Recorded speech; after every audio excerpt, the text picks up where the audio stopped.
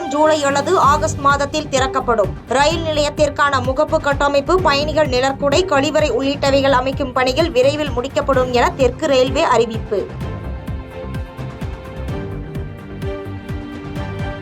கள்ளக்குறிச்சி மாவட்டம் சங்கராபுரம் அருகே தரைப்பாலம் வெள்ளத்தில் அடித்துச் செல்லப்பட்டதால் பொதுமக்கள் தவிப்பு. உயிரை பணயம் வைத்து ஆபத்தான முறையில் கயிற்றை கட்டி மறுகரைக்கு செல்லும் கிராம மக்கள். ஒசூர் அருகே கிழவரப்பள்ளி அணைக்கு நீர்வரத்து தொடர்ந்து அதிகரிக்கும் நிலையில் நச்சு நுரை பொங்க வெளியேறும் தண்ணீர். ஆற்றின் நீரில் கலக்கப்பட்ட அதிகப்படியான ரசாயன கழிவால் சுற்றுச்சூழல், விவசாயம் கடுமையாக பாதிப்பு.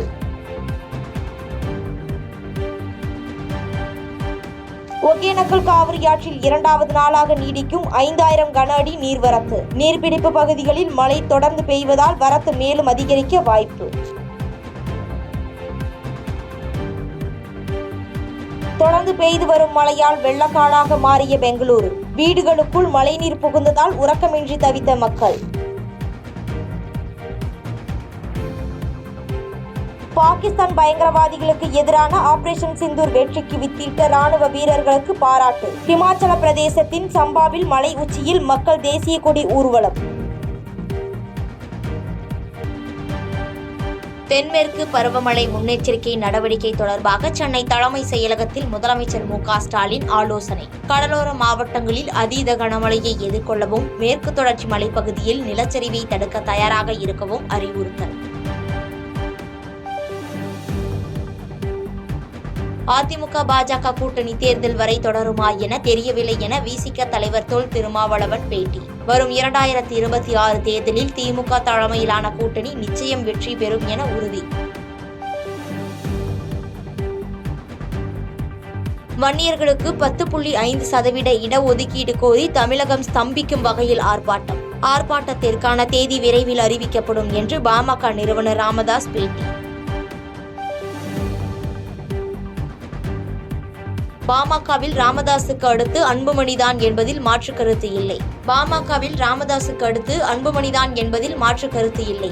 பாமக கௌரவ தலைவர் ஜி.கே. மணி திட்டவட்டம்.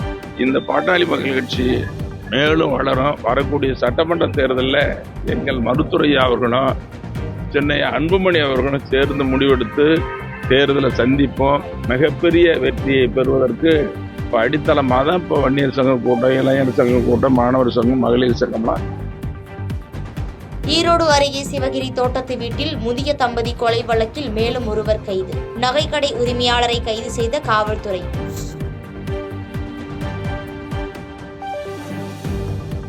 ஈரோடு கொலையில் கைதானவர்களுக்கு பல்லடம் மூவர் கொலையிலும் தொடர்புள்ளதாக மேற்கு மண்டல ஐஜி தகவல். தேங்காய் வாங்க வந்தது போன்று நோட்டமிட்டு கொலை செய்துள்ளதும் விசாரணையில் அம்பலம்.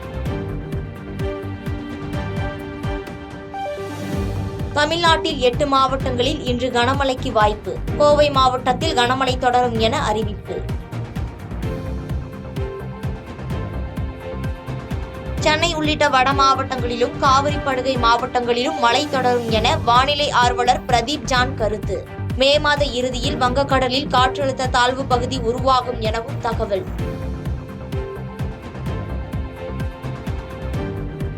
மேடைதோறும் பொள்ளாச்சி என கூவிய முதலமைச்சரின் அலங்கோல ஆட்சிக்கு அரக்கோணமே சாட்சி என இபிஎஸ் சாடல். திமுக நிர்வாகி மீது பெண் ஒருவர் அளித்த பாலியல் புகாரை சுட்டிக்காட்டி அதிமுக பொதுச் செயலாளர் கடும் விமர்சனம்.